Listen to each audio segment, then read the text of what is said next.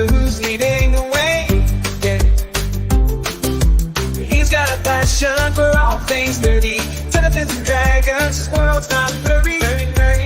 From comics to movies, he's got it all. He's an Outpost nerd living in a geeky world with his lightsaber shining. He's a Star Wars swirl through galaxies and adventures. He'll take you there, take you there. He's an Outpost nerd, no one can compare. Nerd power. Yeah, he's the king of nerds, catching out there. What's up, my nerd geeks and dweebs, and welcome to another transmission from the Outpost Nerd. I am the nerd of the Outpost, and I hope everyone's having a great day today. John at the Alaska Scottish Highland Games. Oh, that's awesome. But he's right. Leave a like. Give me a sub. Leave a like. Share. We have a Scottish festival every year in my town, and it is awesome. I love going there. James K, welcome. I don't think I've ever seen you in the show chat. Thank you for being here. Thanks for coming. Yeah, we have a Scottish festival in my town every year, and it is so much fun. It's awesome. We get these Scottish foods. I bought a kilt a couple of years ago, but it doesn't fit. I have friends that compete in the Highland Games, the caber toss, and the I don't know what the name of it is, but it's when you throw the bale of hay up behind you, up kind of like over the bars. Fascinating things. And they have armorers. People come down and sell the metal workings, knives, swords, and stuff. I usually get one of those from those a year.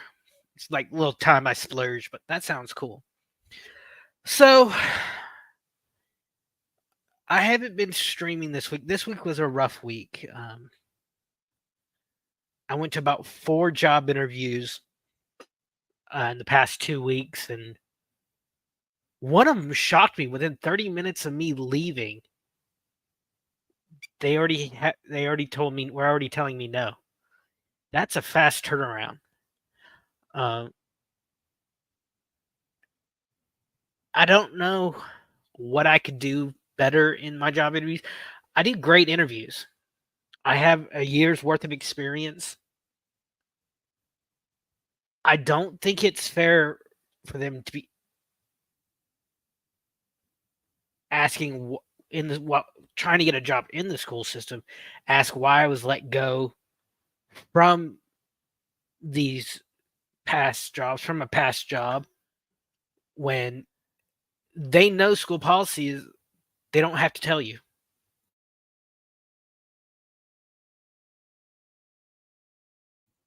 I find it very unfair.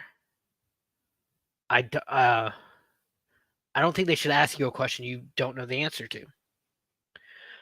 So I've been dealing with that, and through that, my depression's been real bad this week. So I didn't really want to do any videos or pretty much anything. I just a few hours ago caught up on The Acolyte. And oh my God, it was shit. I'm tired of these studios throwing shit at us, and then when we complain, blaming us for them doing a bad job. Like, oh my God, it's a female director. Okay, big deal. Bryce Dallas Howard, Ron Howard's daughter, directed some of the best episodes of The Mandalorian. Doesn't matter if the director or the producers or the showrunners are it doesn't matter if they're man or woman.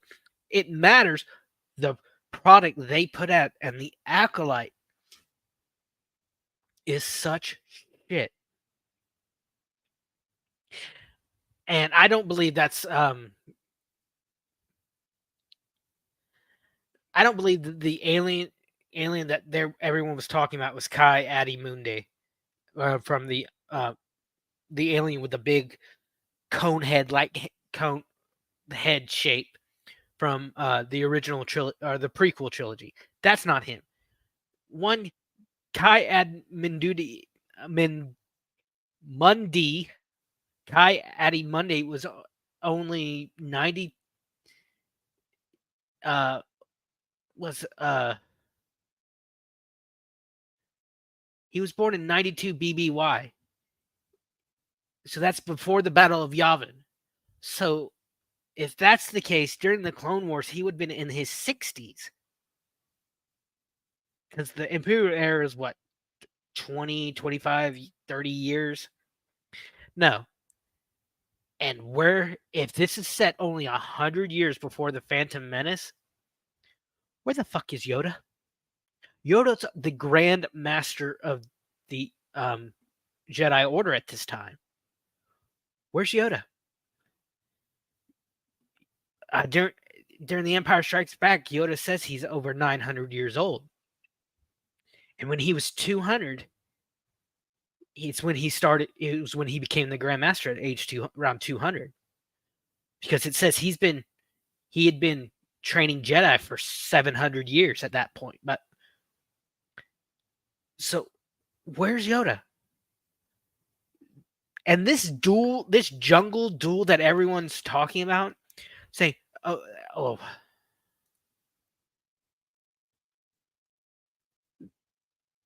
it is nothing compared to the Duel of Fates. The people, Daphne Keane, who plays what's her name?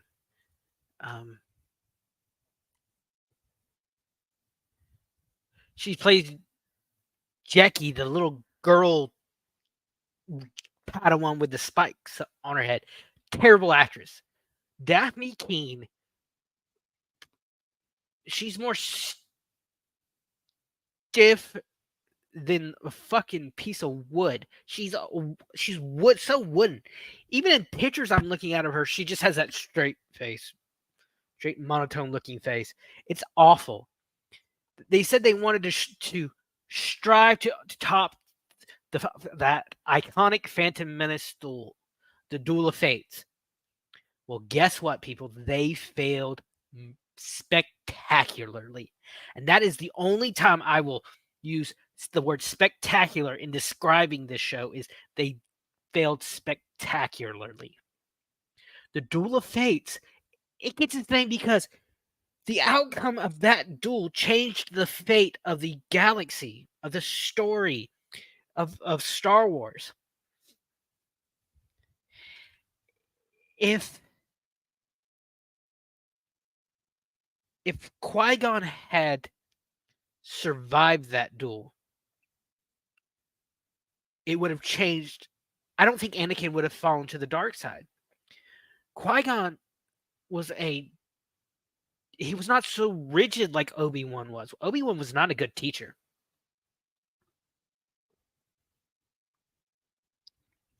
Obi-Wan was a Jedi, not a good teacher. He was so rigid in his beliefs in the Jedi that there was no way a free spirit like Anakin would have ever succeeded under his tutelage. Now, if with Obi-Wan was more of a gray Jedi than a light side Force user or the dark side user. He was more in the middle because he saw the Force as a living will with a living being with a will of its own that could change. It's like a wave pool almost, instead of a rigid river like the Jedi saw it. Is the best way I can describe it. But I found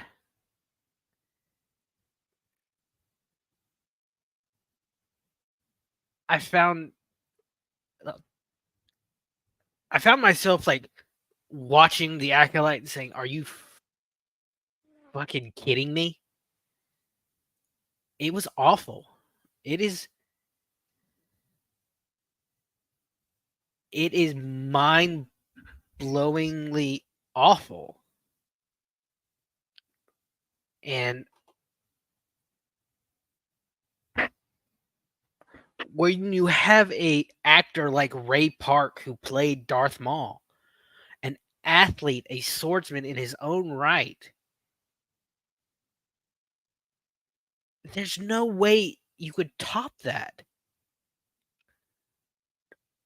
I mean, not just in the acrobatics of the Duels of Fate, but the ramifications, what was at stake. An entire planet was at stake. An entire galaxy was at stake in the Duel of Fate. And in the Acolyte, the Jungle Duel, it felt just like a brawl. I'll go into more detail about that when I review episode 5, but it's just, it failed. They failed. This is Disney wanting to try to erase George Lucas's work. I find that that's pretty much what Disney's wanting to do. They say, "Oh, we're telling a story." Yes, but you got to when you're telling a continuous story like Star Wars is, you have to respect what came before you. You can't keep retconning stuff and expecting people to be happy about it. I want to know where the guy in the mask comes from. Who's his master? Because I highly doubt if he's Sith, like he claims to be, it will just erase so much of what the prequel movies did. And I know people shit on the prequel movies, but I absolutely enjoyed them. I loved them. And I'm hoping that with all that's coming out with Disney, I saw a video yesterday. It had a young lady in a wheelchair at Disney. She had you could tell it was probably cerebral palsy. Her like entire left side was, she didn't move it that much. Her one of her eyes was twitching. She had a breathing tube in, and she was denied access to the Handicap Express line option at Disney. Plus, with Disney's discriminatory practices against white people, which I in my video last week just saw and we discussed, James O'Keefe respond. I see Disney catching a lot of legal issues in the coming years. I don't see how Disney can keep up the practices that they've been doing. They haven't had a big hit since Endgame. I think Disney is the quintessential example of go woke, go broke. It's just Disney hasn't gone broke yet. It's lost money, hasn't gone broke yet because, as we discussed in my hiring practice video, Disney is too big. And honestly, if Disney ever started to go bankrupt, I would not be surprised if the government came and bailed them out. If any of these studios, Warner Brothers, Disney, DreamWorks, I don't even know if DreamWorks is still around. I don't know. DreamWorks probably not. I don't see the government not running into Hollywood with a blank check for them. Memento, what's up? Thanks for coming in. Just talking nerdy shit.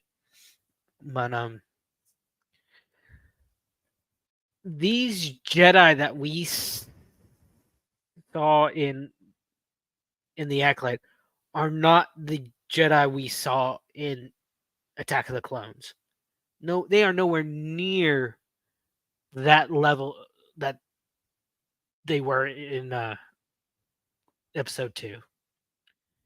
And you know what? It really pisses me off. All through the original trilogy, we hear about these legendary warriors.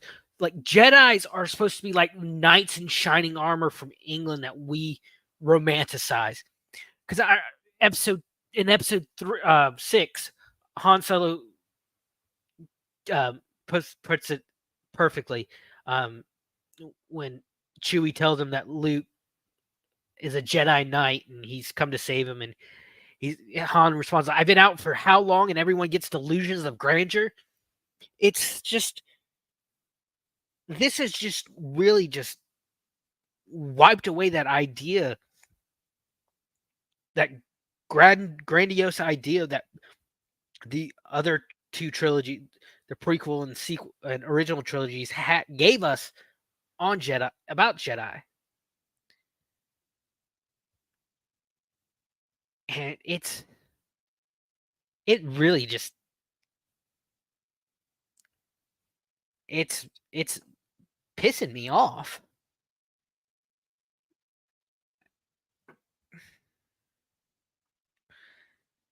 You have just the arrogance, the utter arrogance of some of these characters. I didn't feel during the final duel with some of these Jedi were getting killed. I didn't feel anything. And how sad is that? These knights, these heroes, supposedly heroes that you're supposed to cheer for, they're getting cut down. You're like, eh.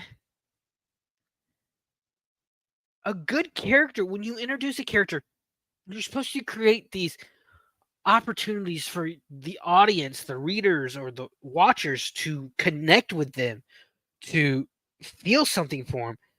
And modern Star Wars, they don't create those connections like they used to. And it's not just Star Wars, it's other franchises as well. They create these characters and then they do something big, like in episode 8, that purple-haired general, she's just harping at these heroes, these characters that we've already grown attached to, like Poe and Finn. She's harping at them and just berating them, and then she sacrifices herself for everyone to escape. You're like, okay. I'm supposed to feel something? No, you didn't create those opportunities for us to feel something. And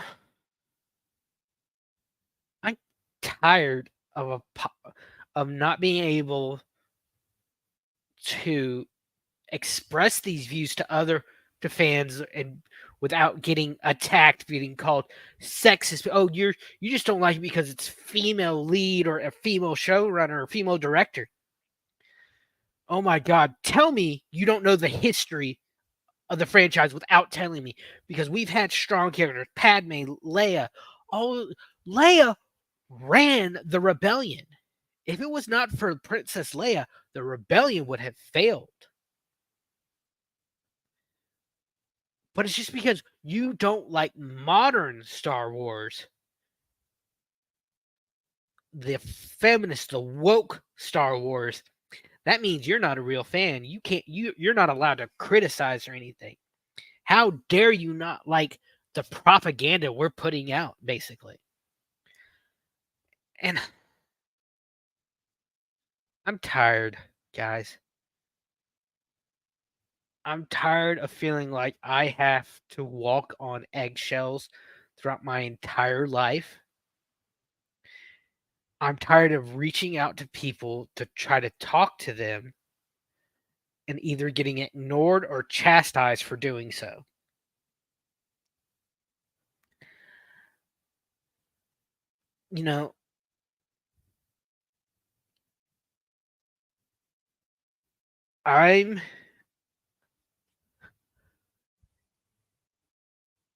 I'm tired of having to put myself second or third. I'm getting to something else now. I'm kind of I know this is tangent, but I'm tired.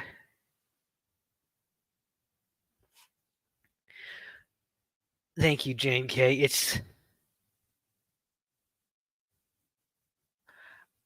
I asked my mom just yesterday. I asked her a very simple question but the answer is not. It's one of those hard life questions that's easy to ask but hard to answer. How do you find your place in the world? How do you find your groove?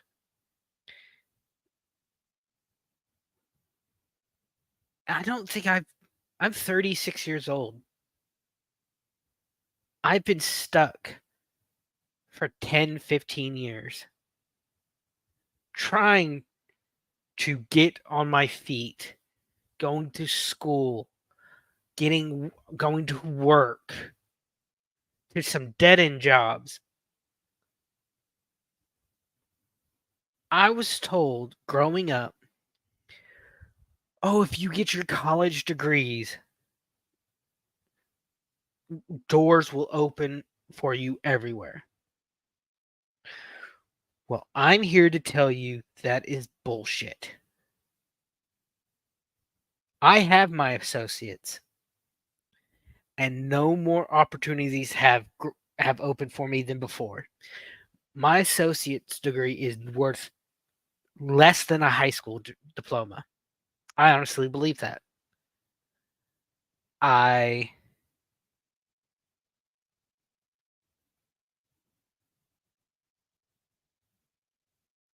I look for jobs every day.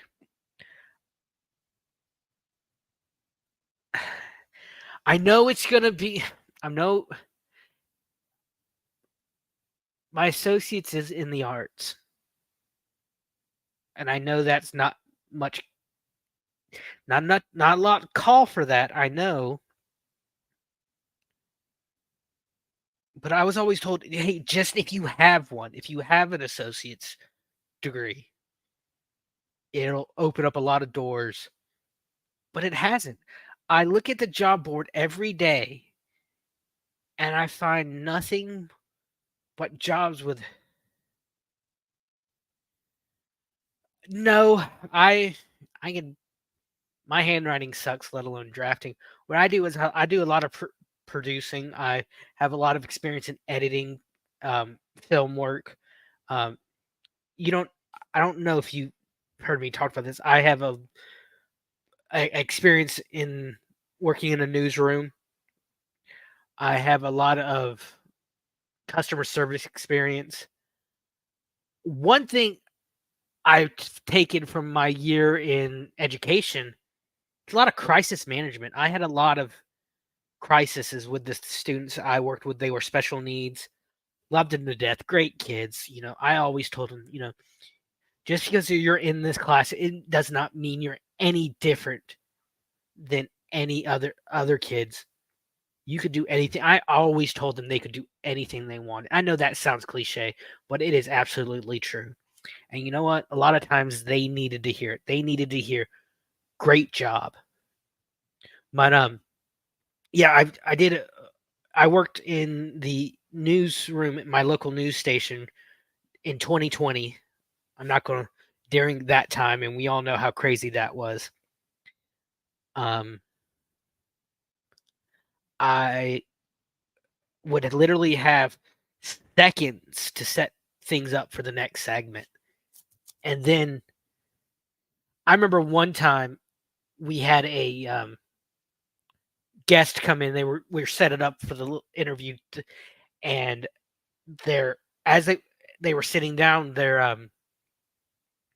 It's during the last few seconds of commercial. During when they sat down, they knocked their battery pack and it got loose, so there was no sound coming through their microphone. And I slid under the camera shot and through the chair. The chair had space in the back, and I fixed it at the very last second. But during the entire interview, I'm stuck on the floor, laying there because if I get up, or if I slide around, I'll be seen or heard. But I'm like Tom Cruise and like a fucking um Mission Impossible when he's doing all that rope work. I'm just like, good, sucking it in so I'm not seen. And I got a gut on me, so I'm like, if it was not an old woman, it would have been a nice view. Ugh, ugh. But I love that job. Only reason I got that job though is because the news station was desperate. I've shared this before with others, but I think since you're new, I'll share it again. I applied for the job just because I needed the hours for a job program placement program I was in. Didn't expect to get the job. The most camera work experience I ever had was back in high school doing camera work for my local church. But so I told them this. I was upfront. I have no experience editing video or doing camera work. I have very little experience in camera work. I told them all this, but they were desperate because turned out the production assistant, who's actually a very good friend of mine. I met him in college. We would do he was not a theater student, but he came and did theater stuff with us. Great guy. He was leaving because we had another news station out on the beach. Too far for me to drive living up in the county like I do. But he was going to be to get a better job at the other station within a week. So they hire me. They train me on he trains me on a single anchor show. It was just one anchor and the news and the weather girl. So I was not having to jump around, move cameras around all that much. My first day alone. My first day, he goes off. I start one Monday. The next Monday, he's gone. My buddy's gone, which is great. I wish him. He's over in Tallahassee now doing work. So proud of him. Great guy. And he leaves. And my first day, they bring in a new anchor, which is great. Lovely lady at the start. But it changed everything I had to do. It changed all my shots that I had learned. And then COVID, then the event hit. If you catch my meaning, 2020. Remember, so I would literally they were distancing, and I'd have to move within 10 seconds. Have news stories changing as the anchors were reading it, and no one would help me. I was the only production assistant at that time. Kept asking the director and the newsroom boss, hey, I don't know how to do this. I need to learn this. And all I got was berated. I had one time the news director, who was a piece of shit, tell me, oh, you should have learned this already.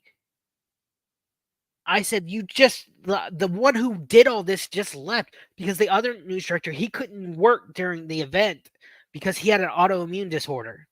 If he came to work and been around people and caught it, he was at risk. So he had to quit. His parents, he was a young guy, early 20s, still living at home. Because of health issues. His parents made him quit because he could not risk being around people. I never caught it. Or if I caught it, it was so mild, I didn't know. And my mom caught it, and we had to lock her up in our den for about a week. We had a curtain over our kitchen. We have a kitchen window from our kitchen to our den, and we basically locked her in there and put a curtain, and we set stuff on the window seal, and she just opened the curtain, grab it, and we took care of my mom during all that. And it was just a cold for her. But I have a lot of experience like producing as well. I did some stuff producing in college. I'm wanting to try to figure out how to put together a Shakespeare in the Park for the fall. Get actors from my local community out there and do some Shakespeare because Shakespeare's in the public domain. I'd love to get out there. I'd love to get back on stage. I haven't been in a show in about 5-6 years, and I miss it. Guys, there's no greater endorphin rush than the accumulation of you and your friends creating something from nothing and then having the community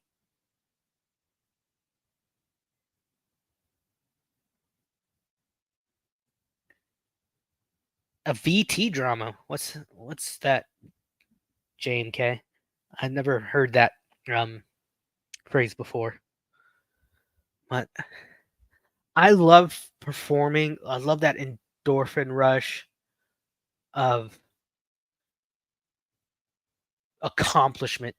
I mean, I was in high school band and there was no oh, yeah, I've thought about that. I've tried to put that together with some other YouTubers and it's fallen through.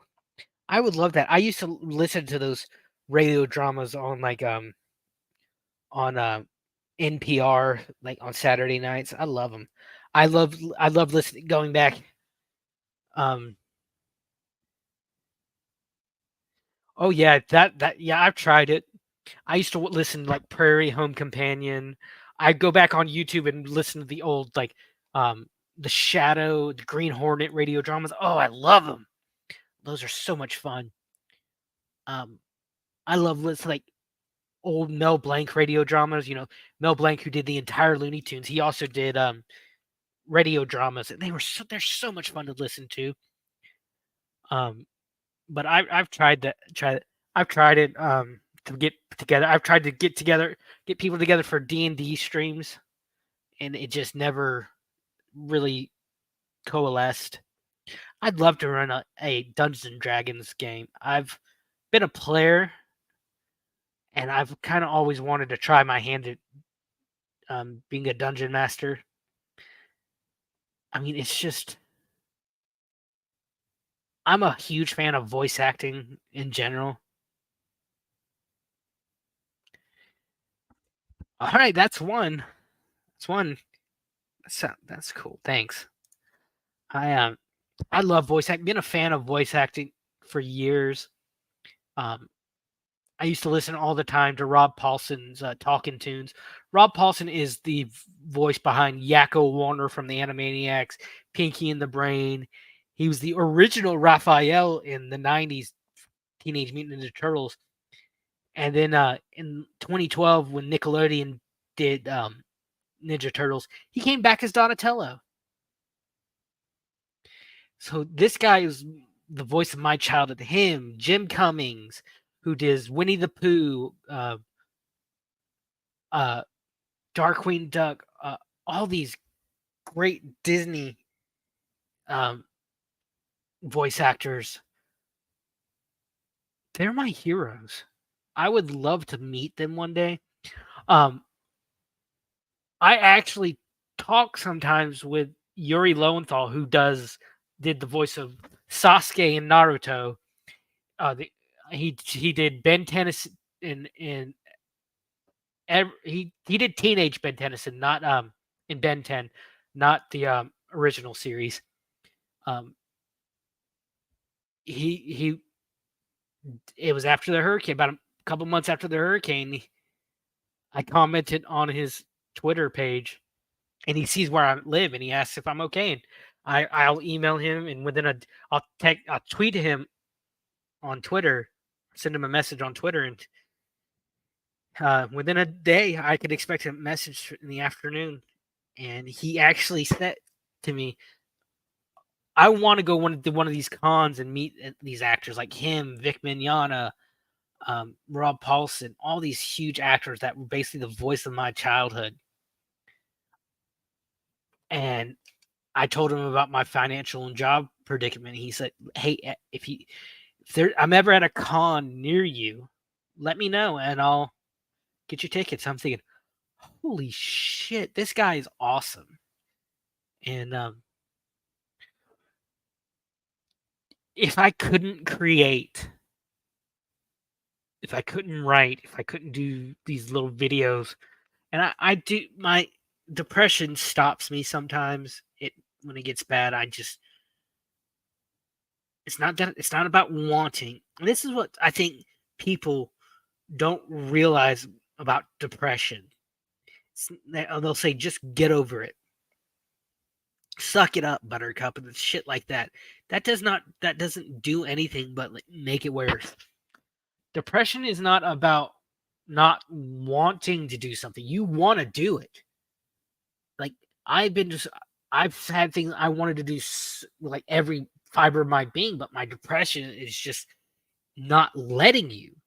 It's So depression isn't about wanting to do something. It's about not letting you do something, being able to do something. And that's what I don't think a lot of people understand. You know, I can't tell you how many times I've been told to get over it, to get over your depression, suck it up, be a man up. That's not how depression works. That's can sometimes make it worse. You know,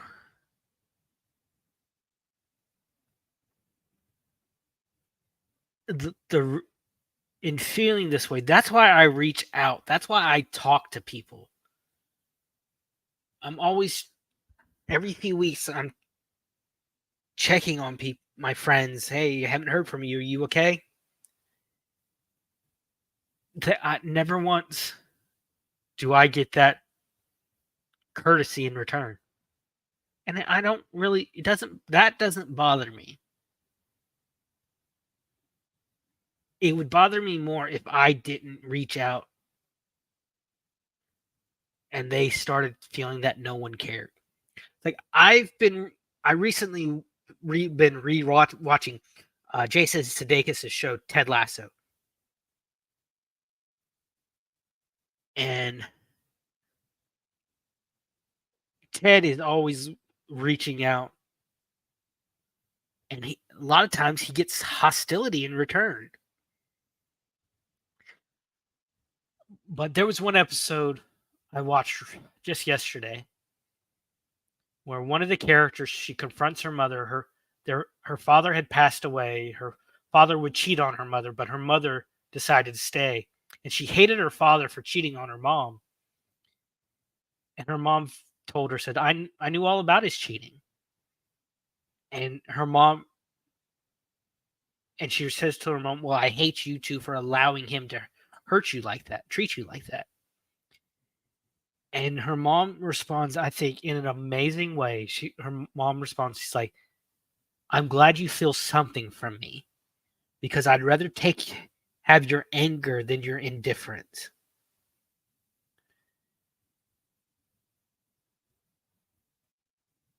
And that hit me kind of hard. I've seen that scene dozens of times. I've rewatched the series dozens of times. If you ever get a chance, if you want to see a great show, watch Ted Lasso. It's fun, it's funny, and it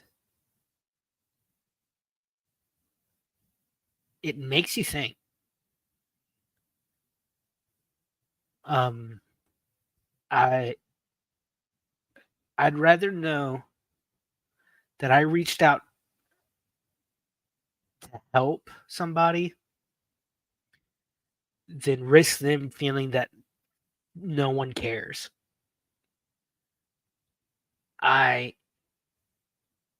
Because I know that feeling of looking around for that hand and not finding it. I've tried many places to find that hand. I've looked for it at church. Couldn't find it. Didn't find it. I've looked for it in band.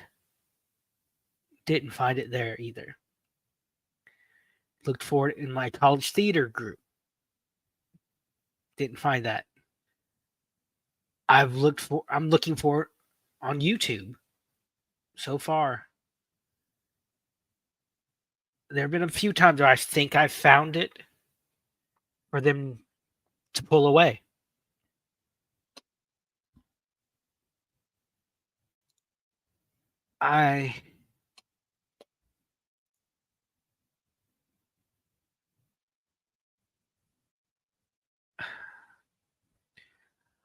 I want people to know they're not alone.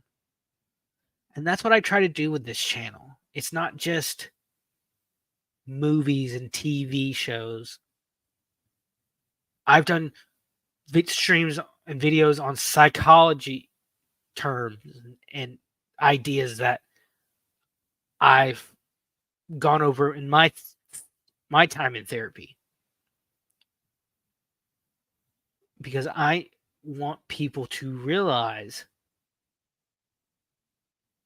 that the pain they are going through is not unique to them.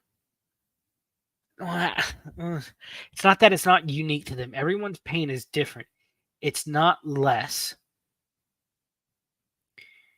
I've shared before that my own father, told me one time, and I don't think I will ever forget this till the day I die. He told me that there are people who are meant to go about with their heads down, mouth shut, and do what they're told. And I was one of them. And I'm trying to break that idea. I'm trying to show people that I matter, and more importantly, they matter. That the pain is easier when shared. That sometimes the best thing to do is talk about it. Because for me specifically, if I don't talk to somebody, it's like a volcano just inside me. Just if I let problems fester, it builds up and builds up and builds up and then explodes. And it's usually, that explosion is usually directed at the wrong person. So that's why I talk to people, not to badmouth people behind their backs, but to get it out so I can go talk to that person calmly, to get the emotions out. So I can talk to them calmly and try to reach out to them. And I have. Sometimes I get no response. Sometimes I do get a response. Sometimes it's good. Sometimes it's the middle finger. But I know that if I came to them with that emotion being like a raw nerve, not worked on before, it will make matters worse. And I can't apologize for that. I want people to know that that they're not alone. And that's what this channel is about. It's about different views. And we can talk about our different views. We can argue about different views. We can butt heads about our different views. But just as long as after the discussion is over, we shake hands, laugh, and make each other think, that's what this channel is about. I don't apologize for my views. I don't. Maybe I could be a little more bendable, but I do listen And if I don't agree with you, I will tell you.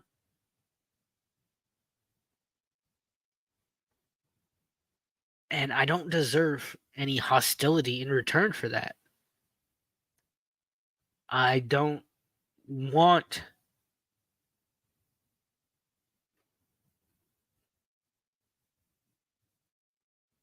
I don't want to stop learning, and by sharing different views is how I want to learn.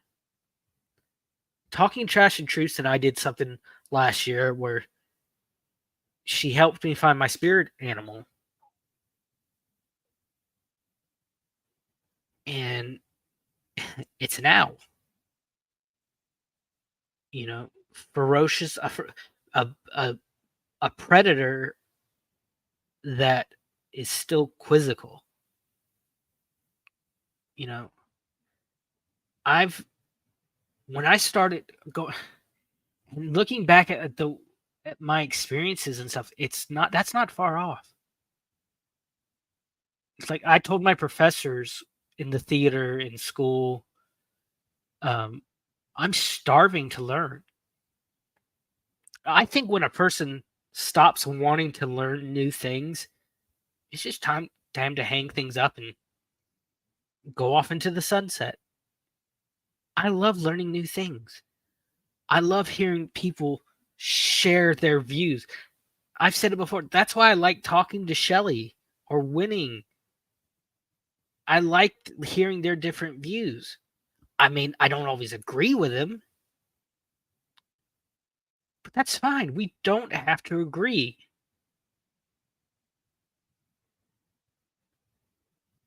What are you doing? I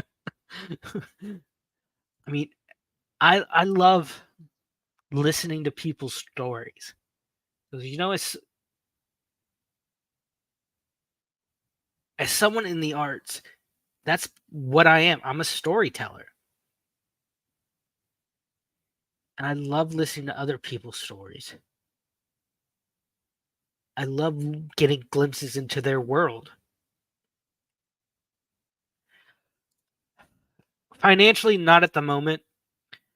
I've been thinking about that, trying to find something to doing that. I tried a few years ago to get into a theater program at West Florida and got into the school okay. My grades were great to get into school, but I could not get into the theater program. I spoke to the head of the theater program when I got denied, and I asked him, why was I denied? He said, I don't think you could keep up with the program. I don't think that was fair because you saw me for 5 minutes.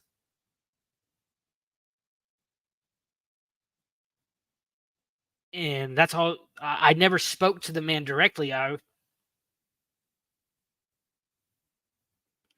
Ah, gotcha. Yeah, I'm an owl.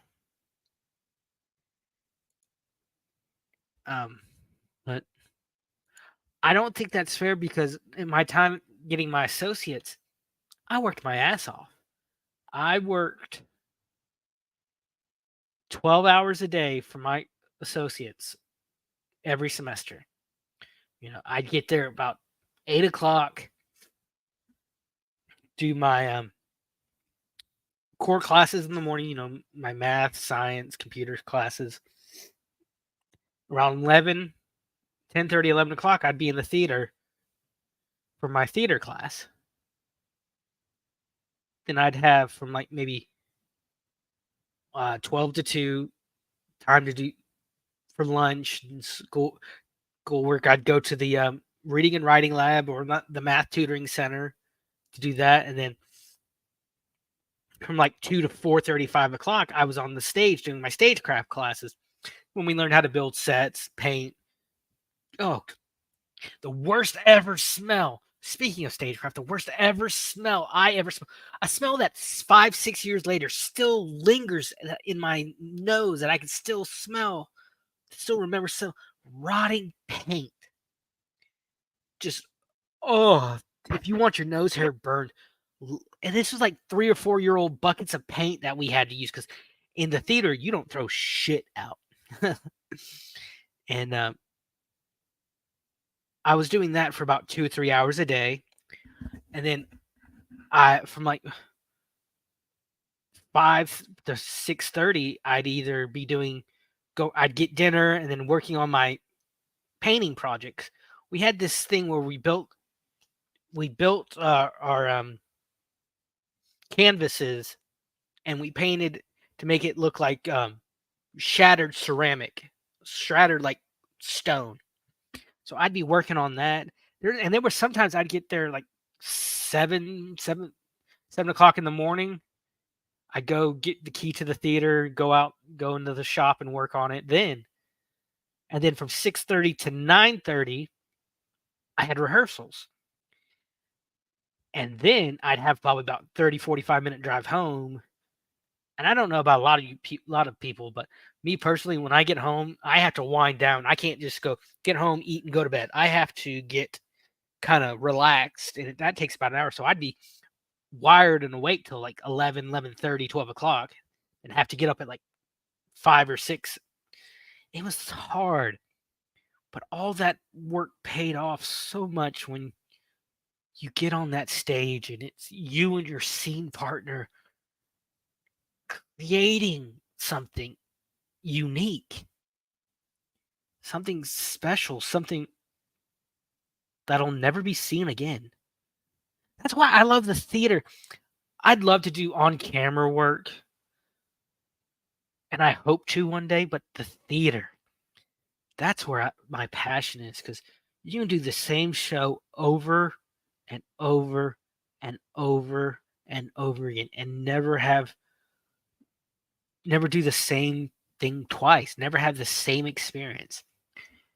I remember doing cabaret. I had a small part in cabaret. I was part of the um the extras. I wasn't I wasn't one of the main characters, which was fine with me. I was just happy to finally be on the stage doing a musical. I played the club owner, basically. Um, Funny story. There's a scene where the two main characters they're talking in the club over the phone. They would use these old rotary phones,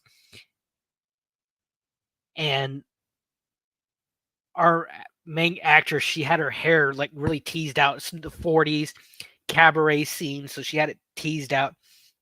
And I only thought I'm supposed to see she's my girlfriend, and I see her talking to a guy across the club. I'm supposed to storm over there, snatch the phone out of her hand, and slam it on the receiver. Every time I go marching over there, it's like, don't grab her hair, don't grab her hair, don't grab her hair. Because I was so afraid I'd grab the phone, but grab a chunk of her hair and yank by accident. Never did. So, but it was there's no other drug like it. What'd you do in the theater, JMK? I'd I did a lot of um behind the scenes stuff, but my last year and a half in the theater, in my theater program, I did a lot of more on stage work. Um, my first show I did was a 14th century play called Tartuffe, and there's a scene where my character has 2 pages of dialogue, nonstop, non-broken up. So there's like you don't have a reference from other your scene partners. It's just me going. I killed it. There was one night where I forgot half of it, but I was able to perform in a way that if I didn't tell you I messed up, you wouldn't have noticed. But I loved it. Had the costumes. Um, when we did cabaret, I get fitted. We send off for our costume. My college was so small, we didn't have our own costume department. We would have to rent from a theater in Chicago, and they send me a tux that's just the tux itself is baggy, but the vest is so tight. Oh, my director, my professor who was directing was so pissed. But I'm like, I was just happy to be there. God, I loved it. I loved the music. Oh, so much fun. And there's nothing more invigorating, more, more, I guess.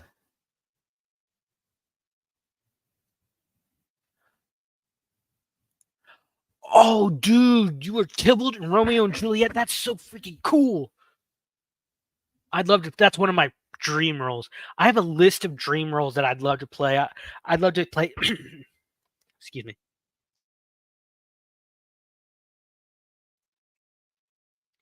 I would love to play. I have a list. I'd love to play Cogsworth in Beauty and the Beast or LaFouf. I know I'll never play the hero. I'll never play Gaston. I'll play LaFouf before that. Get Cogsworth or LaFouf in Beauty and the Beast. Um, Fester or Gomez in the Adams Family, because Gomez is supposed to be short and chubby and kind of goofy looking. Um, Tybalt or Lord Montague in Romeo and Juliet would be awesome. That's so cool. Yeah, but he was good looking though. Me not so much. But funny story though. We my freshman year of high school, we studied Romeo in my English class, and my teacher, she had this brilliant idea of each class reading and performing Romeo. No one in my class wanted to do Romeo, so she voluntold me to do it.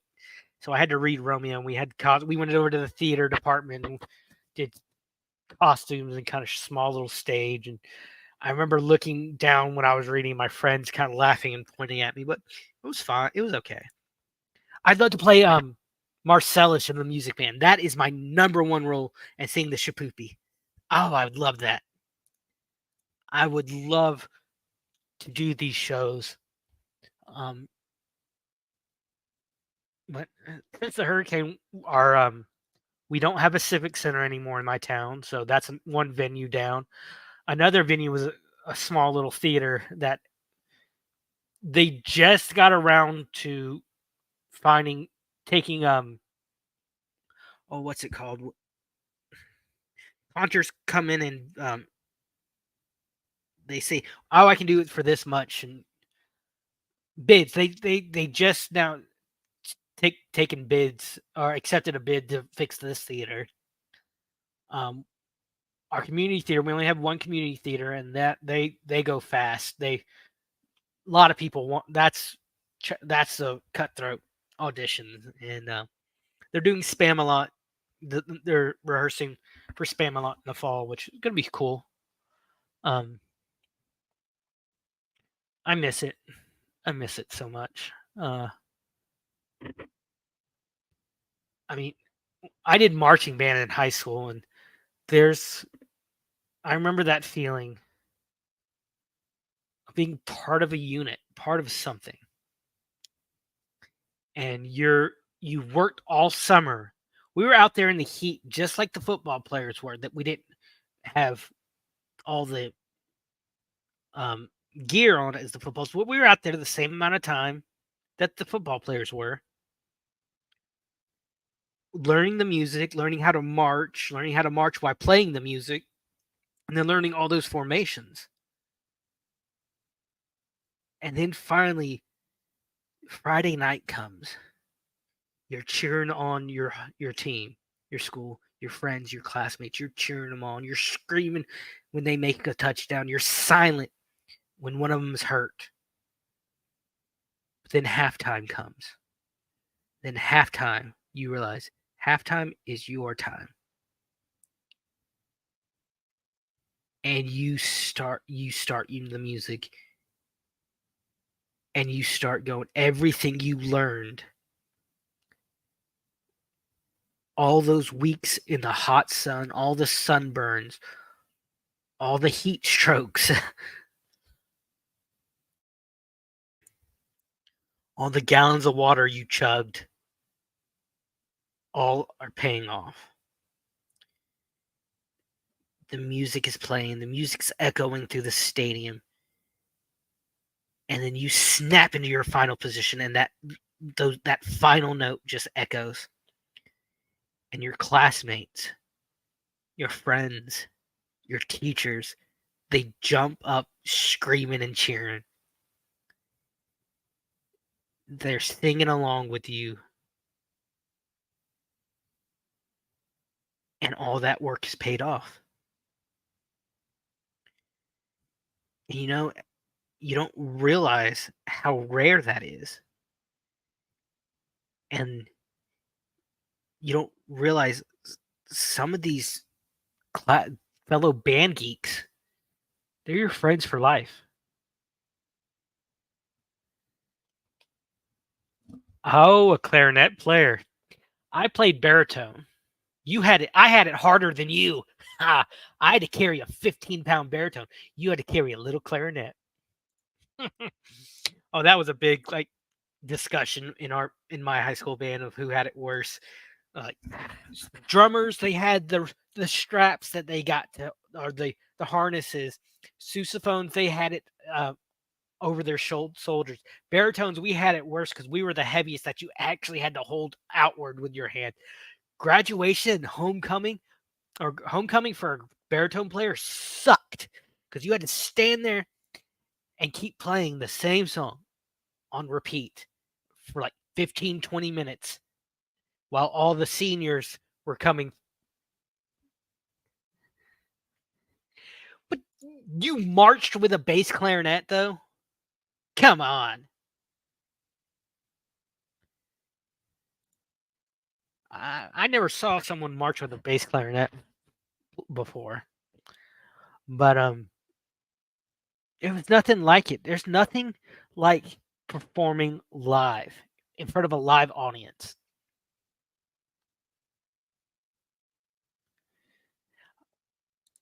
I've never seen anyone march with one. I've seen like marching xylophone players, which blew my mind when Notre Dame came and marched. They were one year Notre Dame, my freshman year, Notre Dame was playing FSU.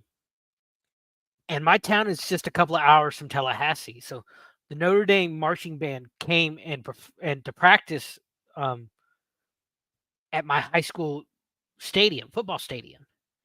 And every high school and middle school band in our town, there was like 12 schools. We filled the stadium so we could watch.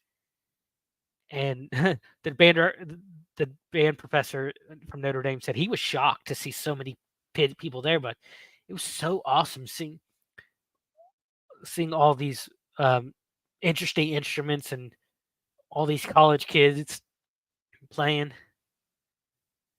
It was fun, and I miss it. Like I said, I love performing live. And I'll never forget, I got recognized a couple of times for the work I did at the college.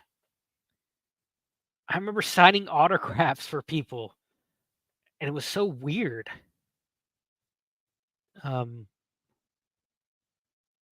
But I have friends. I've been out of school.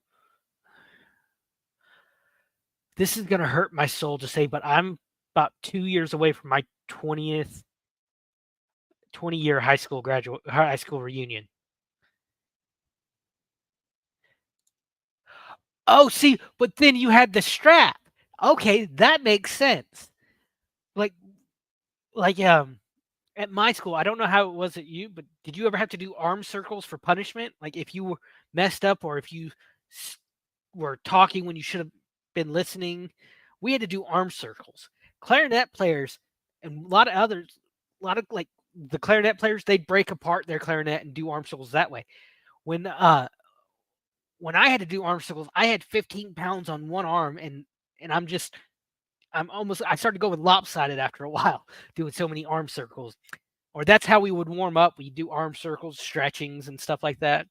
Because my high school band practice field doubled as our driver's ed range. So we would be on that hot asphalt all morning. Okay, we'd go from like 8 to 12 was we were on the practice field learning the routines, learning where our spots were. And then from like 12 to 1 we'd go to lunch. We'd have about an hour, hour and a half for lunch depending on the day. And then from like 1 to 3 we'd be in the band room learning the music, actually performing the music. Then from like 3 to 5 we were back on the practice field. We wouldn't be like during the height of height of the day. So but that asphalt would get hot. Like when my sophomore year, when I was doing driver's ed, I'd drive around. There's my spot. Oh, then I have 12 steps to go there. You know, that kind of stupid thing. And then they took driver's ed away a few years later, which I think this has been the stupidest mistake, the cause of more crashes, more accidents than anything. But I miss those days. But they allowed me to have such great friendships that I have to this day. One of my dearest friends, I haven't talked to him in years, but I know I can write him on Facebook right now and talk to him. He went on to play football for University of South Florida, did a few years in the NFL. Great guy. He told me one time, he said, "Dude, there are only two people I'm afraid of in my life." He said, "My mom," and his mom was a typical Southern black lady. She worked at our school. Their house, they lived so close to our school, you could see their address on their house from our band room. They lived that close. She was your typical Southern black lady, you know, super nice, but she could be super strict. You know, we'd go over to his house during summer band camp, and she'd cook us fried chicken, okra, all these collard greens, all this good Southern food, and we'd have a bunch of us low brass kids would go over there, and that's what we'd have for lunch, these awesome Southern meals. And then he looked at me dead serious. Now this guy, go back, rewind a little. This guy is 6.5 feet tall. If you stuck both my arms together, his arms were still twice that size. Could throw me 30 feet if you wanted to. Huge. He was a lineman, so he had to be huge. But he was the biggest teddy bear ever. I remember one day, I'm leaving school. I have a doctor's appointment. My grandmother picked me up, and my grandmother, this was a few years before she passed, she steps off the curb wrong and she falls. And I'm so afraid that I'm going to hurt her picking her up. I'm like, oh God, what do I do? What do I do? I'm starting to look around for people. And this guy steps out of the band room, because our band room was right there at our school parking lot. And I'm like, dude, come help me. I need help. And he sees my grandmother on the floor, and he picks her up like she's nothing. And my grandmother never forgot. He brushed her off, made sure she was okay. Sweetest guy you ever met. But he tells me, he's like, dude, there's only two people I'm afraid of. He said, my mom, and he looks at me dead serious, and your mom. Now, the best way to describe my mom would be Molly Weasley with a Southern accent. My mom, she's sweet, she's nice until you do wrong. And then she will, if you break the rules, she will tear into you. And I tell my mom that. I had to tell my mom that. So my mom goes up to him. My mom is shorter than me. I'm 5'3". My mom's maybe 5'0", 5'1". She goes up to him, puts her arm around his waist, which is about as high as she could reach, and says, I heard you're scared of me. And the look on his face was of pure terror. This is a lineman, a guy that's probably twice the size of my mom. He's scared out of his mind. He's like, yes, ma'am, but in the most respectful way possible. You know, he he's one of the nicest guys you've ever met. He's humble, and that's why when people call me racist, I'm like, who the fuck you talking about? I don't care about color. I don't care about where you came from. I care about the content of your character and where you're going.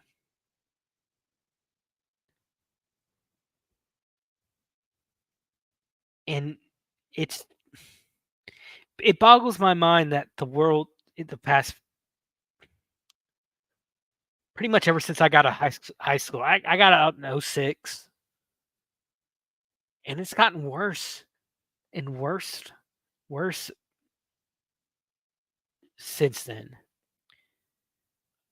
And I think a lot of it's social media, this faceless way people can go at each other and not have any ramifications. Cyberbullying is a real thing. It's a real problem.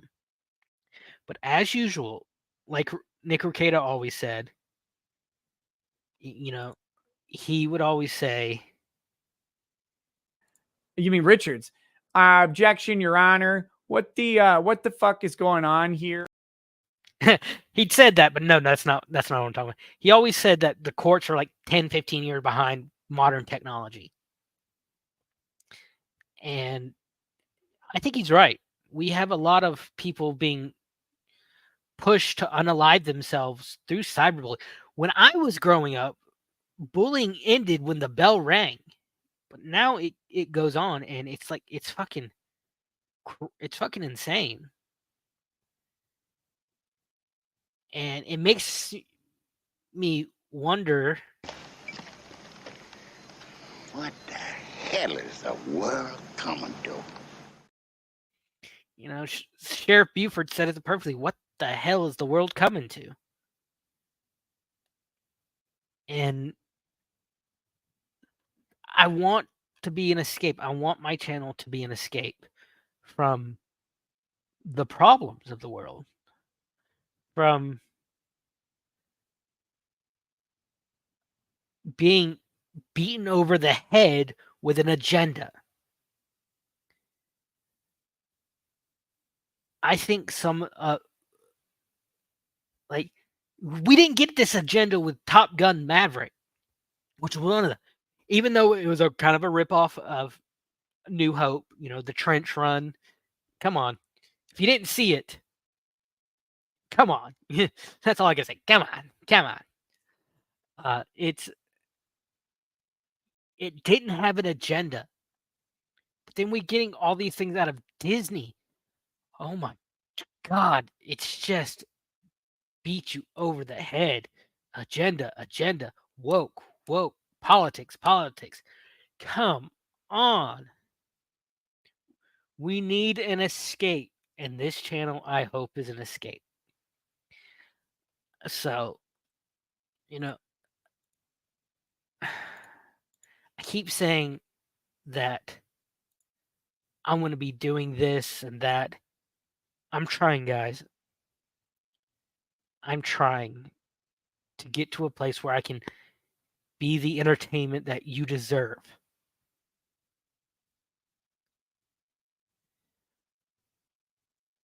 And I'm messed up in my head so much right now. Sometimes I don't even get out of bed sometimes till late in the day.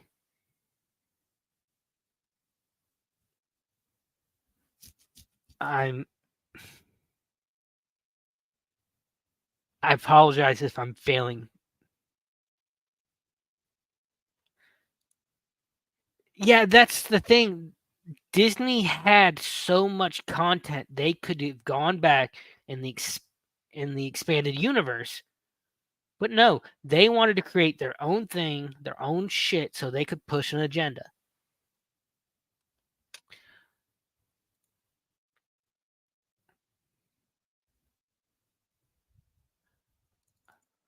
I would have loved to see Mara Jade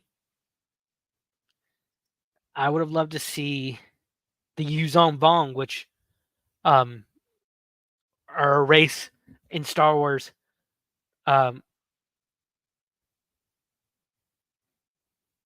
Who are basically immune to the Force. They're from another galaxy in Star Wars. They're from outside the galaxy, so basically they're immune to the Force.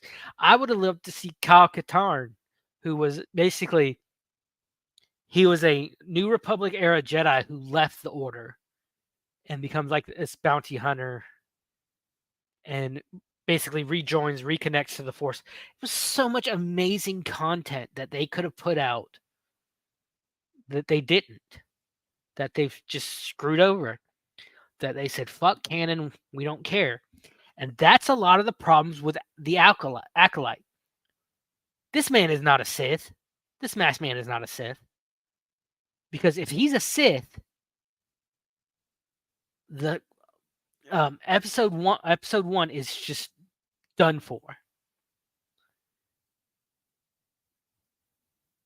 And the fact that these two girls were supposedly born of the Force, that completely ruins Anakin. That takes away what makes Anakin special. And I hate that. If you don't care about canon, go make your own shit. That's what we need. We don't need any more retconning. We need new and original stuff. We don't need any more remakes, reboots, sequels. I'm going to I'm so afraid what they're going to do to Twister. That was one of my favorite movies as a kid.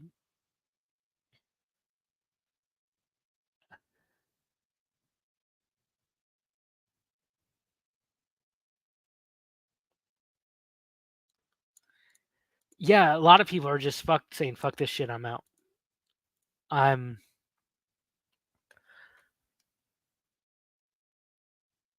I mean, one of the best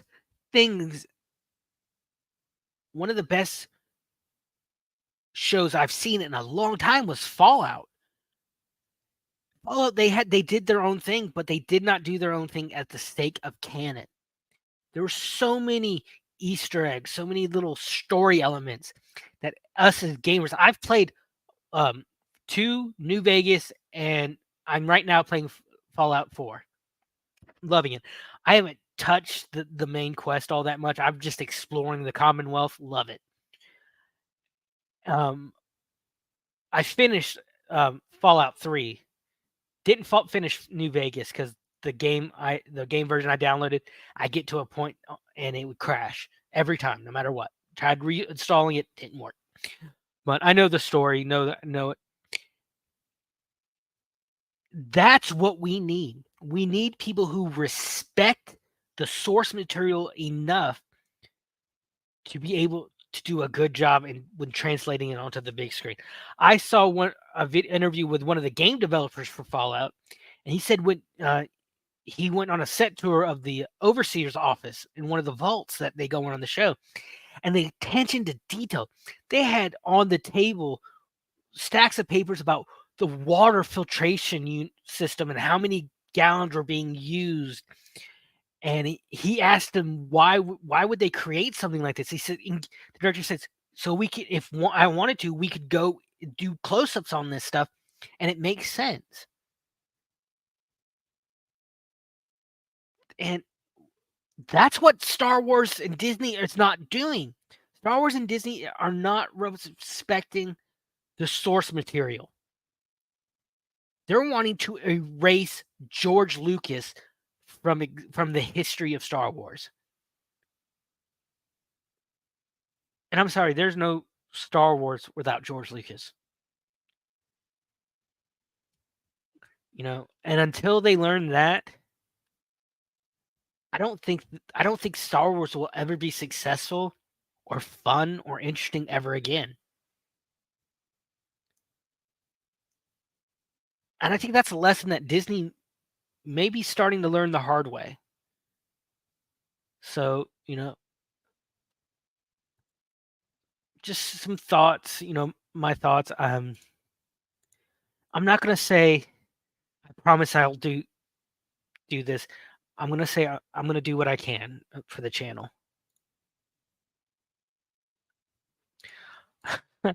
Oh yes, I did a lot of prop work too when I was in college. I worked props, and yeah, a lot of. I think a good prop master is extremely important, and I think that started with Lord of the Rings when Weta started making these amazing, beautifully props for all these battles and all these costumes and stuff. A lot of detail that on camera would be hard to see, but it allowed Peter Jackson in Lord of the Rings to, if he wanted to, it gave him options. A prop master is, I think, supposed to create these objects that, if in a way that would allow the director options for shots. So, yes, placement is everything, James K. So, I'm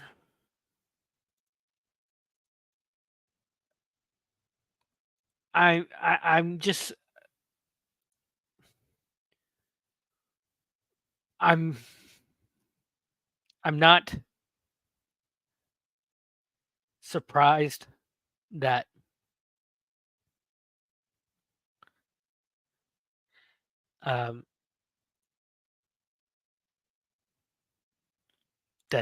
that entertainment is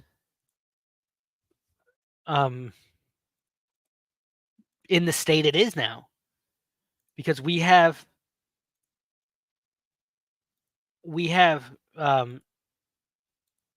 directors that don't want to create, they want to create propaganda. So that's my pretty much just me talking. I mean, we've been at this for almost an hour and a half.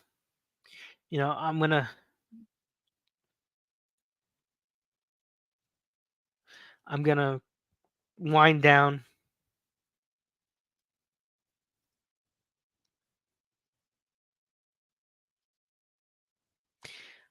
Thank you all for being here.